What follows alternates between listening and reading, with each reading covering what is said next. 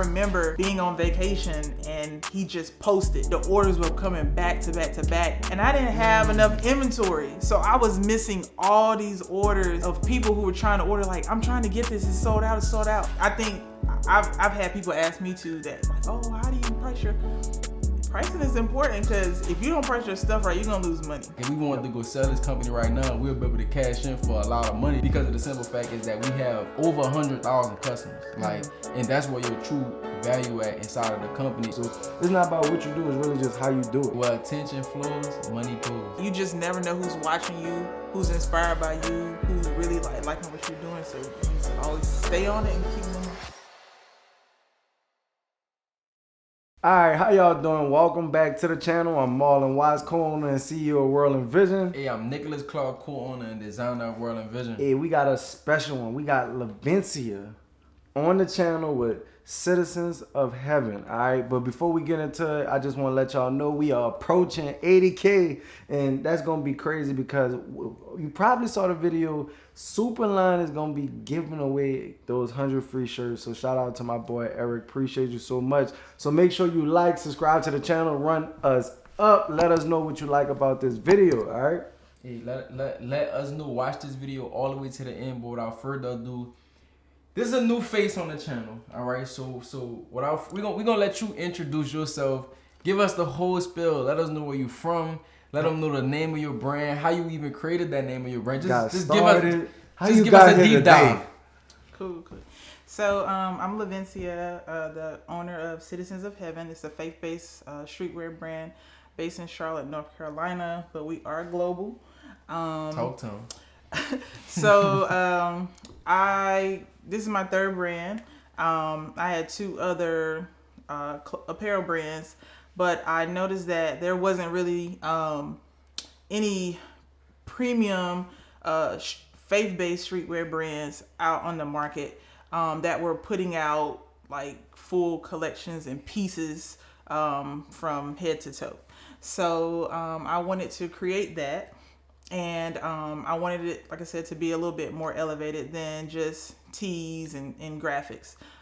So I was just thinking one day, and I was like, I need a name that is gonna be catchy. Like when people hear it, it's gonna resonate with them, and they want to know more about what it is. And it just dropped in my spirit. It was like Citizens of Heaven, and I was like, that's it. Like I didn't go with no other name. Like I didn't have like 5 or 6 that I had to take a poll on. Like I just knew that was gonna be it. So I started with that in 2019. I dropped like a 6-piece collection. I was like, this gotta be like the dopest thing ever when I dropped it. And it was a fail. And I was like, and matter of fact, I was in New Orleans when I dropped it for my birthday. And I was like, dang, what did I do wrong? And so I think probably part of that was I didn't market it enough, because I already had another brand that was like established, and I just knew I wanted to run with this brand. And so I was just trying to tell my followers, like, look, we're changing name, like get used to it. And I lost followers because people was like, what is this? Like they didn't really understand it. So it's taken time. Like 2019 was kind of like crickets. And then 2020 pandemic hits, and I'm like, okay, how is this gonna go? But it ended up being good. I was actually in someone else's store in a local mall. She was like, oh, your stuff is dope. Let me, she had a women's wear brand. She was like, let me put your stuff in my store. We can attract more guys. And I was like, okay. So I tried that. Actually did pretty good. She was like well connected in the industry of fashion and music and athletes. So she was actually friends with Fab. And so I was able to get a package over to him. Okay. And he wore it, and it just kind of popped from there. So kept developing like different collections at the time, and just using him in the marketing to like, he's co-signing this because, him being like one of the flyest dresses out here, he put his stamp on it, and everybody was like, oh, I gotta have it now. So that helped to like build up the momentum of the brand. So, it gave me a little bit more confidence to create some more stuff and get better with the designs. So you got a picture of this, right? Yes. Okay, we gotta make sure we throw this picture on the video. I got a few images. So a few, all right. Few images, yes. So from there, I was still in that store until they transitioned out of that mall, and I just went strictly back to online. Okay. But after having that influence, like the online was just going, and it got to a point where I was like, there was one thing he wore. I was not prepared for like the influx of orders that was going to come in. And I remember being on vacation and he just posted and the orders were coming back to back to back. And I didn't have enough inventory. So I was missing all these orders of people who were trying to order. Like, I'm trying to get this. It's sold out. And I was like, what am I supposed to do? Like, how do I handle this? And at the time, I didn't have like an app like Back in Stock set up. So it was just people like DMing and emailing like, I need this. So I had to figure out something quick. And I think I saw somebody with a video that was like, get the Back in Stock app. And so I did. I added that. I went to my manufacturer and I wasn't used to ordering like super large quantities at a time. I had to increase from doing like 50, 60 pieces to like 100, 150, 200, just so I could keep up with the amount of orders for this particular thing that he wore. And so from there, just been tweaking things and growing and building email lists, building text lists, building the social media presence. I think when I first started from my other brand, because I kept the same Instagram, I think I was at like 12, 15K. I think we're up to like over 33,000 followers now and still growing. So yeah. Okay, so that had to be a tough transition because it was 12,000 people that was following you, and you had to let them know that we changing the name. Yeah. Well, one, I just want to say congratulations because you're doing it now. You're pushing your product. And you're living the dream. So a lot of people don't take that step for their dreams. And you did that through trial and tribulation. You started three other brands. We did the same thing. We had multiple names too. And, arrived to WRLDINVSN and doing what we're doing now. But, I know they ready to get straight into the gym. So we here today because we're gonna drop some game on them. I know you got some questions for us. So what you got? Yeah, so I know that you all have, like, grown tremendously over the last just few years. And I've seen you go from a smaller place to a medium-sized warehouse, and now you got this big place and all these employees and stuff. But with growing so rapidly, of course your expenses are increasing. So of course, when did you all actually realize that you became profitable from the beginning, and how are you able to still sustain that now? Yeah, so I say even for us, it never was about like being profitable. It was always about attracting new customers. Like we see at the beginning of it. Because like I'm saying, you see it right now with like the sports betting or whatever. They give you $5. You put $5, they're gonna give you $150, and that's just to acquire you to use the platform because they know that even when they give you that $150, you're gonna play it. They're gonna be like, all right, they gave me $150, I lost them, I'm gonna put my own $150 in there. And it's just for you to use it, try it out. So for us, it was just all about, putting ourselves in position. Well, one, we knew our numbers because we utilized softwares like QuickBooks, which I recommend any small business. Like a lot of small businesses you will ask, they just don't even know their numbers at all, from expense wise to how much they're paying their team members, how much we spend on advertisement.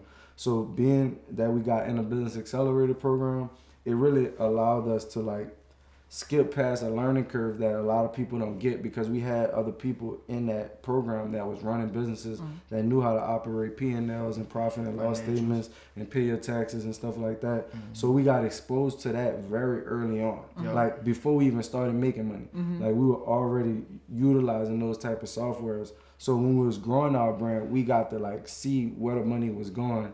So we knew that, hey, I mean, and at the beginning we was utilizing net terms and Shopify. So for us, it wasn't like we were losing money. What we did was we figured out how to basically create merchandise out of thin air. And so what I mean by that is, we got net terms from our distributor, and we got net terms from our print shop. So, and what I'm saying is we getting product basically just fronted to us for free. Right. And now we just go and sell it and then pay back the vendors. Right. And now from there, whatever our profit was is how we were able to start investing in marketing, team members and stuff like that. So we use the money that we basically created from nothing to fund our brand. That's why it wasn't never about us making money from it, because we never spent our own money to grow the brand. Right. And I add, as far as like the profitability standpoint, is like at the beginning we were spending $1 to make 2, so it was like 50%. So we would say half of everything go to merchandise. But now as we transition to like going overseas and pumping more volume, now our margins are starting to increase. But what a lot of brand owners need to understand is that really, you know, your bottom line ain't gonna be a very, very huge percent after you pay everybody and yourself. So inside of those numbers, we pay ourselves, and the business probably only pays itself anywhere between 5 to 10%. Man, now that we dropping hoodies like this, selling for $80, now we able to boost that 10 to 12 to 15 and keep going from there. But like Marlon said at the beginning, it was always about acquiring customers. And like even right now, the true value inside the brand is really like all of the data that we acquire. Like if we wanted to go sell this company right now, we'll be able to cash in for a lot of money, because of the simple fact is that we have over 100,000 customers. Like, and that's where your true value at inside of the company. And at the beginning, you really not gonna see that much profit, because you really need to invest more. Like right now, we seeing more of our profit because we not spending that much money on ads.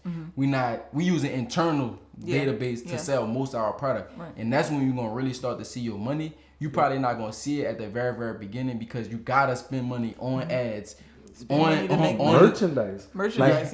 Merchandise. People be like, they want to go from $1,000 to $10,000. You need to invest $5. So if you only got $1,000 worth of merch, you only gonna make $250. So you still need $2,500. So you still need to figure out how to get $2,500 more dollars, so you could even scale to 10K. Right. So like most people, you can't go to 10K this month because you really don't even have the merchandise to do it. And that's if you're just selling your stuff 2 times what you do. One thing that I do at minimum, I do 3x. Whatever it costs me, if a product costs me $20, of course, then it's 60 at minimum. Of course.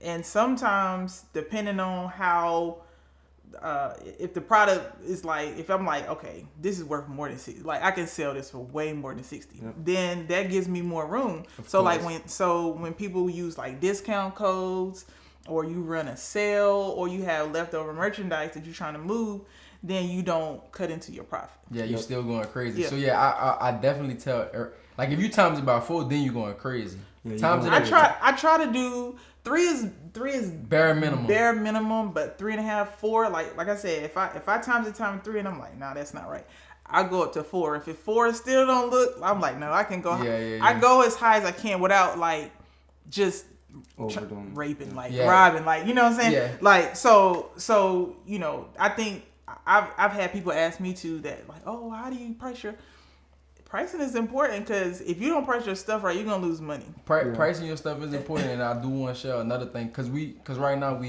that's where we at with it. We like, what should we price some of this stuff for? But now what I'm noticing is like, it really just depends on the item itself. So like some items can go for more, but some items we really want to go for low, so we could pump a lot of volume. So one of the strategies that we use is like we may have an $80 hoodie, but we gonna throw in a $20 hoodie or a $10 tee, so I can at least drive traffic to the site, and then that's what's gonna get them to see those other higher priced items, and then they might say, okay, I want to get this. The higher priced items for us is more upsells, but the lower priced items for us is more volume. Because at the end of the day, like it's like we want to price our stuff high, but clothes is gonna be a volume game. Like how many people can you get to at least see this product? The reason why you was going crazy when Fab posted is because a lot of people seeing it. You were shipping more orders. A lot of people seeing it. So now that you know that, more, if you can have more eyes, you could sell more product. If you could have the product when somebody posts it, you could sell more product. So it's just like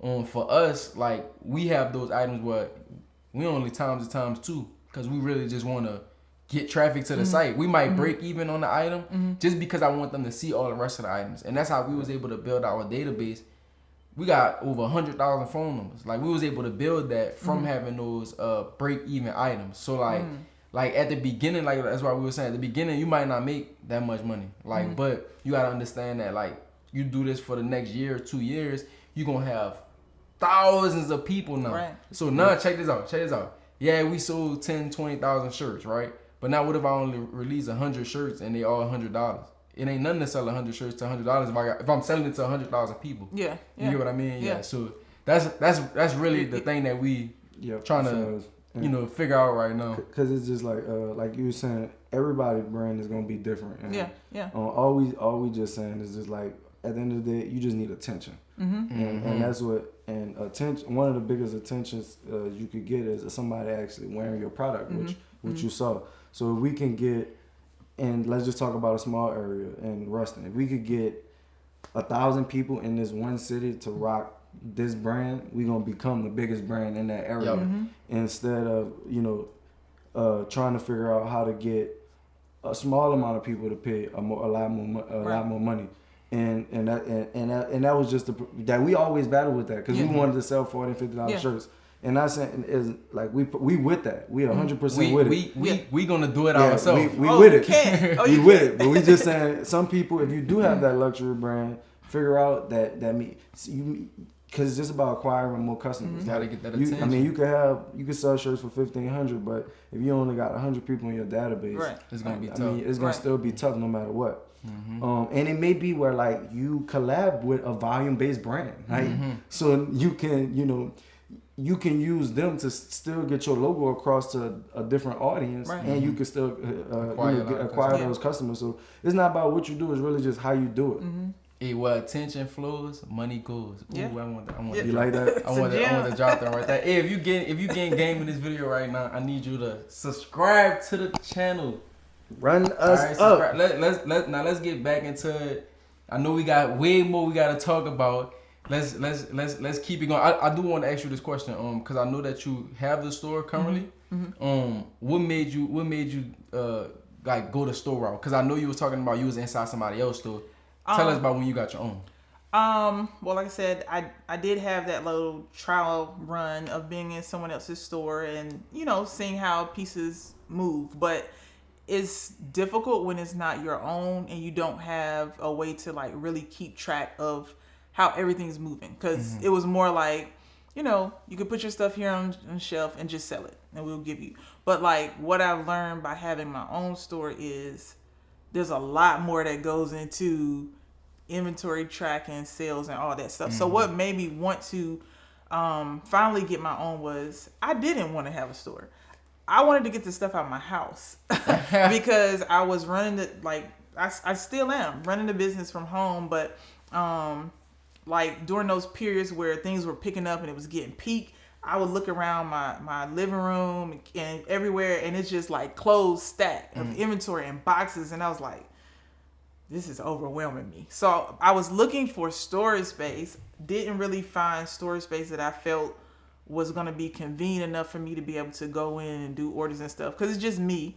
And then I tried to look at like a strip mall that just had like a little space where I could maybe do like a boutique and have certain hours.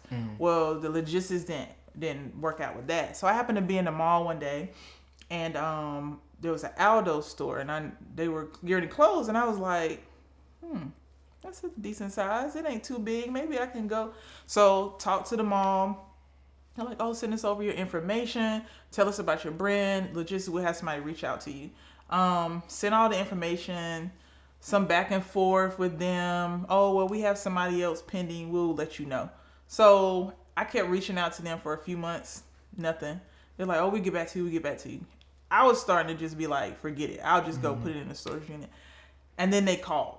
And I think it was like, I started talking to them in like July. I think they reached out in September. It's like, you still interested? And after they told me, we talked the numbers about how much it would cost and all this, I was like, well, that ain't that bad. I'd make, more than that in a month's time. I should be able to do it.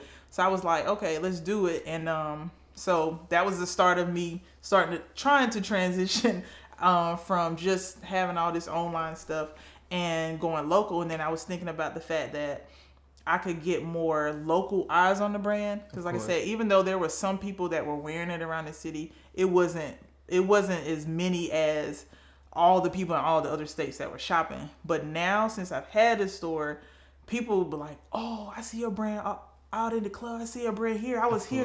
Somebody had your brand on the church. Or somebody had. So it's like all over the city right now. It's like spreading like wildfire. So it's definitely been like good to have that local space, because like you said, if you can capture a smaller area and like just infiltrate it with it, they're gonna go from out of the city and start to go other places, and now other people gonna ask you, where did you get that? Where did you get it from? So it's definitely been a blessing to be able to transition. Hey, we always tell them you gotta take your brand to the streets. Yes.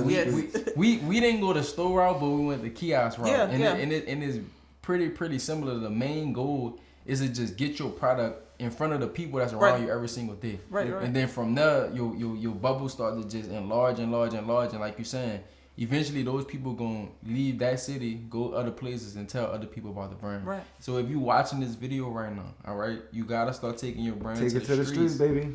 Take your brand to the streets, man. Hey, y'all know I gotta always interrupt these videos, but I got another special announcement for you. If you haven't got inside of that free Facebook community, we going live inside of that group every week. We giving exclusive access to me and Nick, and we giving y'all all the tips that's working inside our brand. Go ahead on and click the link in the description. It literally takes 5 seconds, all right? But let's go ahead on and get back to them gems. Hey, let's get it.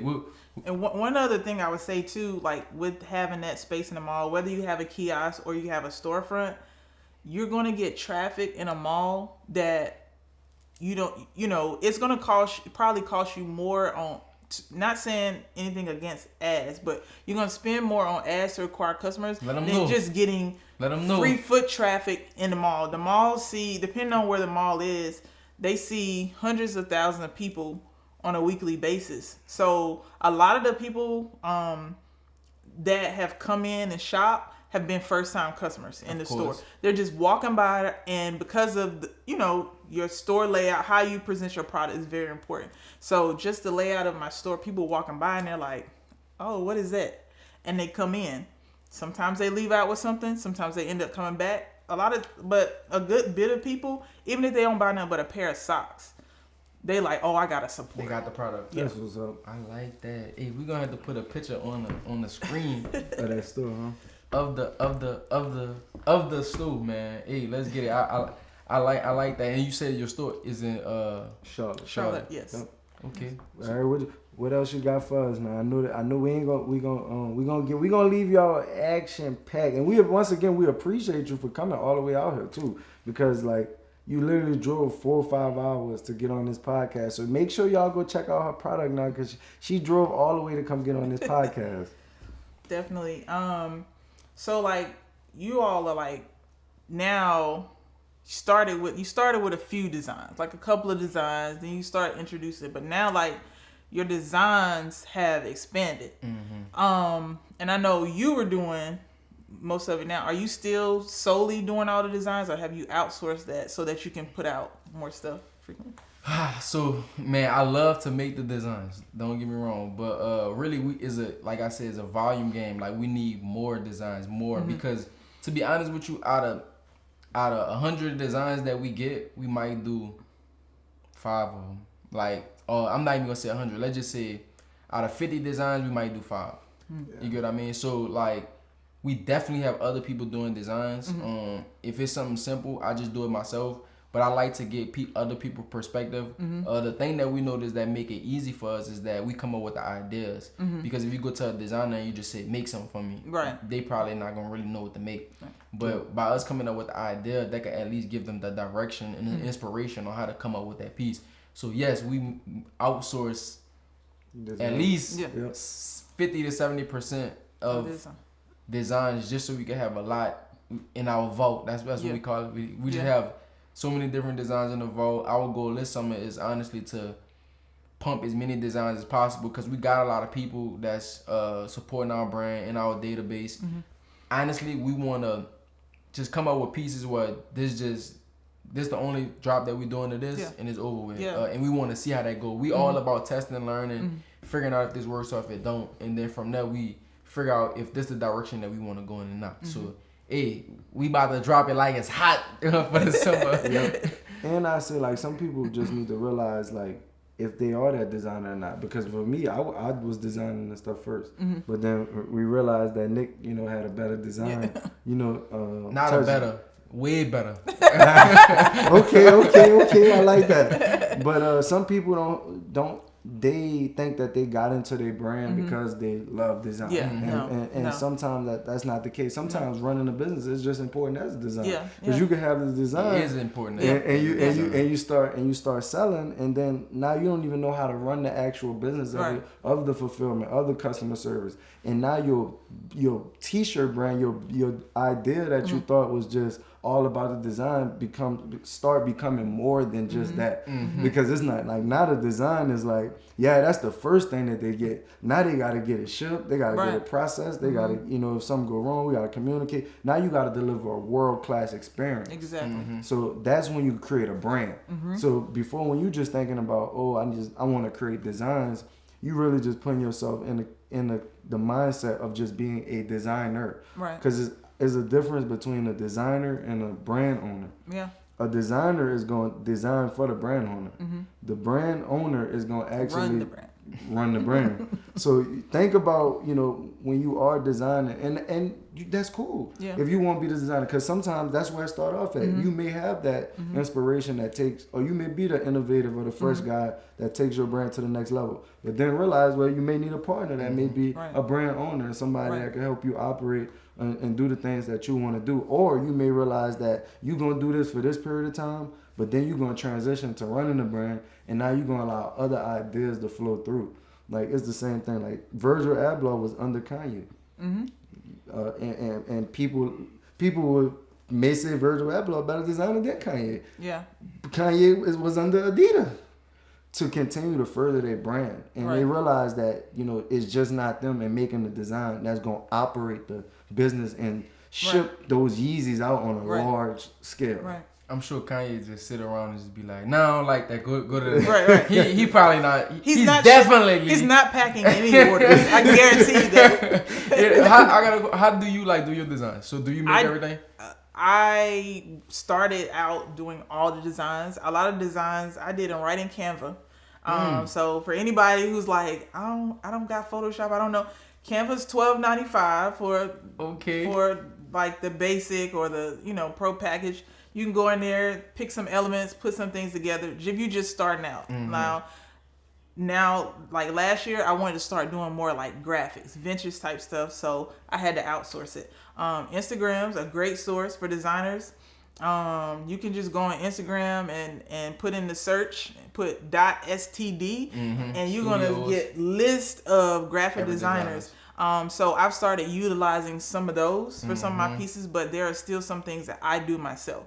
I've never called myself a graphic designer, but like when you starting out and it's only you got to wear a lot of different hats. Yep. And so I've been brand owner, creative. Got the brand on the hat, the designer hat. Yeah, like, you know, everything. You know, I'm the logistics. I'm shipping. I'm the store manager. Which you is right now. Everything. Still. Everything still. But, you know, my employees at my store, shout out to them. You know, they run the store. I don't have to go there maybe once or twice a week, check in. But everything's still online. Like, I'm still just running all of that. I'm just very hands-on. I got a marketing team, so thankfully I don't have to do a whole lot with that part of it. But it gives me more time to focus on the designs, because there's so many parts that go to running a business, but you know, that product got to sell. Of course. So, you know, I try to put a lot of emphasis on the designs, not just the design. You can have a dope design and you get it made and the quality is terrible. Of course. So, like, I focus a lot on quality, on fabrics. I try to look at what other brands that I choose to study and I like what fabrics are they using, like, you know what I'm saying? So all of that is important. Like, your design is going to sell, but you want to make sure that end product gives the customer an experience that they weren't expecting. Like, you want to wow them, you want to under promise them and over deliver. I got a question for you real quick. Do you use any like t-shirt blanks or is it all cut and sew? No, everything is cut and sew now. Everything cut and sew. Everything is cut. So the shirt that you got on, you made Scratch. that one straight from scratch. Did you have to measure out the sizing of it and stuff, or you sent some stuff I've been doing sizing since I started, so I'm always perfecting my sizing. When I first did this shirt, I did it in a brown color. When I got it, the length for me, when I tried it on, I wanted to be more box and crop. Yeah. It was like 2 to 3 inches too long. So when I did the pink one, I told them cut down the measurements by 2.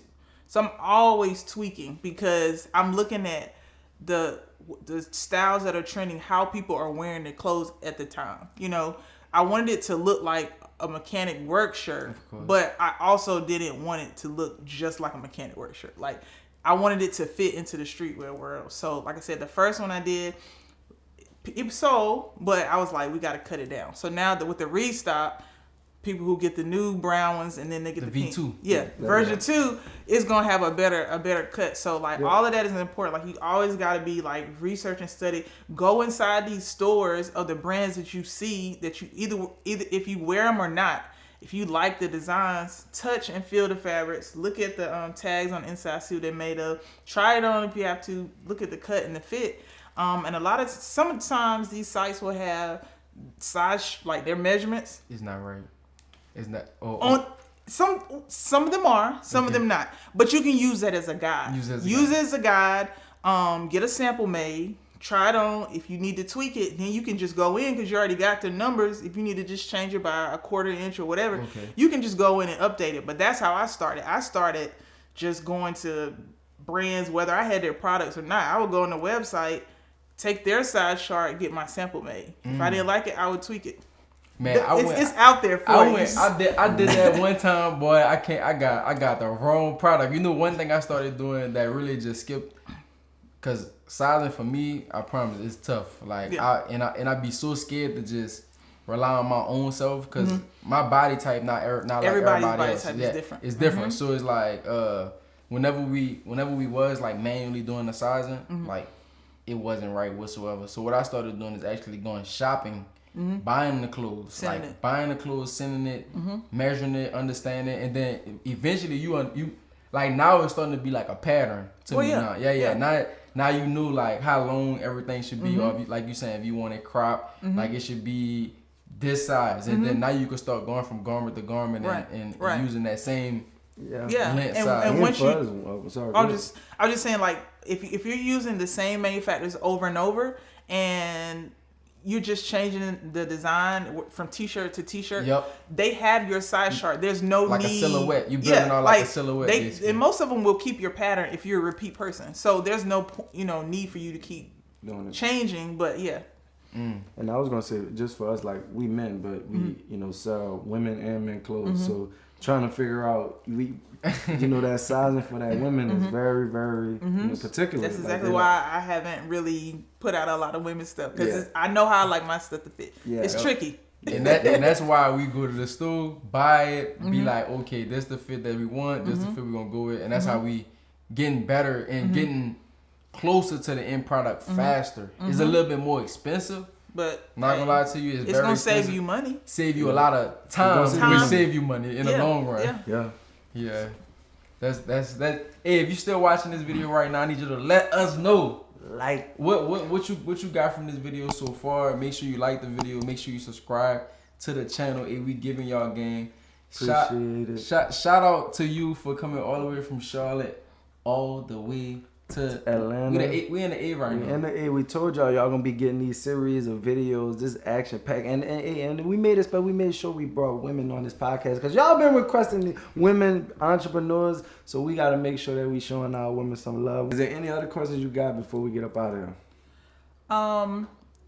Since you all are pumping out so many designs so quick, I know you have a big customer base, but do you ever find that you have things that don't sell as fast and you have a lot of inventory? How do you tend to get rid of it? Oh, perfect. Yeah, that's a perfect question.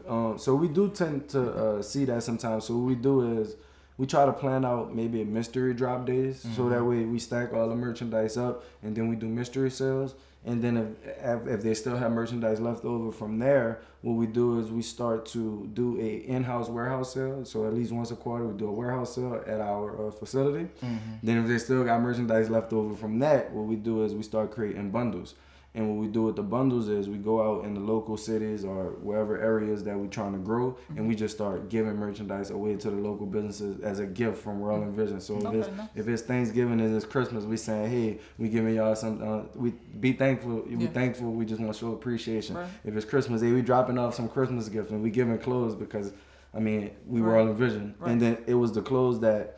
You know, for them, they don't care. They just want wear the merchandise. Right. But for us, is us being able to clear the shelves and make way for the new stuff. So we have a whole process where we trying to not simply get rid of, but start to get off of it, because it's better out in the world on the streets with with a walking billboard than it is sitting inside of our warehouse, because the people that's walking around don't know that they got this as a gift from World and Vision. They think that they paid regular price for it. And so they gonna say, dang, I just saw him wearing it, them wearing this everywhere. They gonna go support it. And that's how we really, off the back end, that's how we able to flood whatever area we want. So be careful, because we might just come in your area and start sending out those care packages. And I got another one for you that Marlon just didn't even think about. You remember when we had the puffers?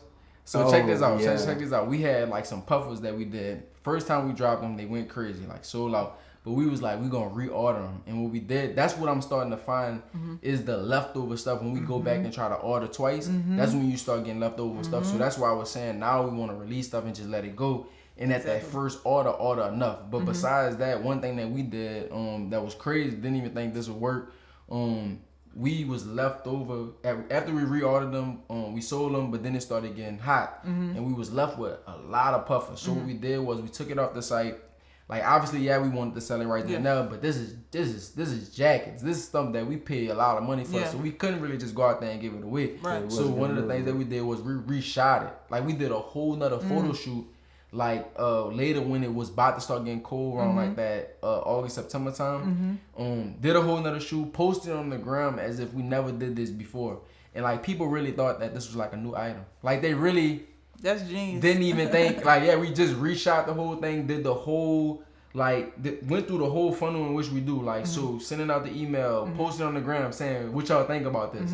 Like and people was responding and giving us feedback as if like we never did this before. And I was like, okay, because that many people out there. Even when you post, only 1% of people everybody see don't your content. Yeah. So now, whenever we for stuff that we can't afford to give away, like we would just redo it. Because sometimes it's how you present it. Of course. That gets people. Because like even like with these shirts, even though they sold so well, it's people like, oh, I missed this. I'm thinking, how? Like I've been talking about it for 2 weeks, but they didn't see it. Like you said, depends on their activity on social media and their activity with their email and text, they can miss it. Bruh, believe it or not, we probably see over 100 ads a day. Like it's stuff that's being promoted to you. Yeah.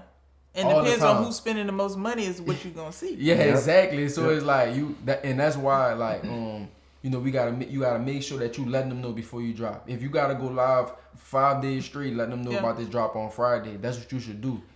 And it's never like, we all should learn this from Fashion Nova. You can never not text them. You can never text too much, email your customers too much. They text every single day. They got to sell about something. So it's like, if you're starting your brand and you like, well, how do I get people, like I'm selling, but how do I let them know? Send them a message every day. Send them a message. I don't know. Like it's just like, if we don't learn from any other brand, like you're never reaching out to your people. Fashion Nova have taught us like it's never too many times to contact them. Hey man, they taught one of my favorite things they did was when Will Smith smacked what it was, Chris Rock smacked Chris Rock. Man, I literally after the smack, Fashion Nova texted and said Hey, we just smacked. We just 40. slapped. We just slapped. We just slapped 40% off the site. Go shop Like, right after the slap. They're genius though with their like whoever is doing their marketing. They're really quick with it and they're on trend with everything. So On trend with everything. I got a question for you, and then we gonna get up out of this thing. But what do you do to stay focused on building your business? Like we working, we all working, but like what's one of those things that you go to that fuels your energy? One thing I was doing a lot of at one point was like podcasts. I was watching you all. I was watching Social Proof podcast, Entrebeliever, like just people who are in my lane that I feel like are doing well and doing successful. I look at them to stay motivated. Just getting emails from customers and on social media comments like, "Oh, your brand is so dope. I wore this," and all these people complimented. Or I was going through this situation and your hoodie popped up on social media and it just really encouraged me. Stuff like that. It's like on the days that you want to stop, it's like something comes up that just keeps you, pushes you to go further, or somebody who you had no idea tags you wearing your brand and you're like, how did they even know that we exist? And so it's just like you just never know who's watching you, who's inspired by you, who's really like liking what you're doing. So you just always stay on it and keep going. And that's great, because really the main thing you talk about, what we even had a video on, is about the mindset. Like your brand started to grow like when you really change your mindset. And a lot of people that's watching that watch these videos, we talk about it all the time. Like, you gotta change who you are for your brand to grow. Like, you can't be, if your brand not growing and you the same person, how it's probably not gonna grow. So you have to do something different so that way you could get different results. And that start with getting knowledge and transforming your mindset. Because we had to realize, like, honestly, like most people feel like they got the answers. Like they know what they know what they got, they know what they're doing. They don't really need no help, but in actuality, we all need help and we all need a team. And it wasn't until we realized that, we were being small-minded by, not wanting to collaborate with other people. And not wanting to go, like, see, like, how this working for this person. Like, some could be working for somebody, it's working for them, and you don't even ask them how it's working, because you like, man, they gonna think I'm trying to, steal what they got, or you gonna, but that's not really the case at all, because I know the answer is always going to be no until you actually ask. And they got people that did it, and they on that bed and they ready to tell you everything that you need to know to make $1 million. So like you will never really know, like you said, unless you ask those right questions. And stop being afraid. Like, stop being afraid, stop being in your ways, and check your ego at the door. And go out there and grow your brand, baby. Yes, definitely. Hey, if you enjoyed this podcast, make sure you like this, comment on this video, let us know what was your favorite part. All right, what was your favorite part? 80K approaching. All right, somebody else gonna win 100 free t-shirts. I'm Marlon Watts, and we out.